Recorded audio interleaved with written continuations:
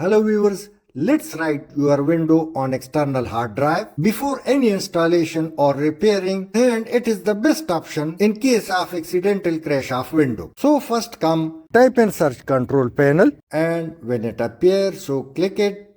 Now control panel is open, so click backup and restore. After this option, click setup backup and this interface appears. Connect your external hard drive and click refresh. It appears 150 GB, so click on it and click next. Now I strongly suggest choose the option let window choose and click next. Now if I click change schedule, so it will show me a schedule weekly or monthly. Let me off tick mark and click OK.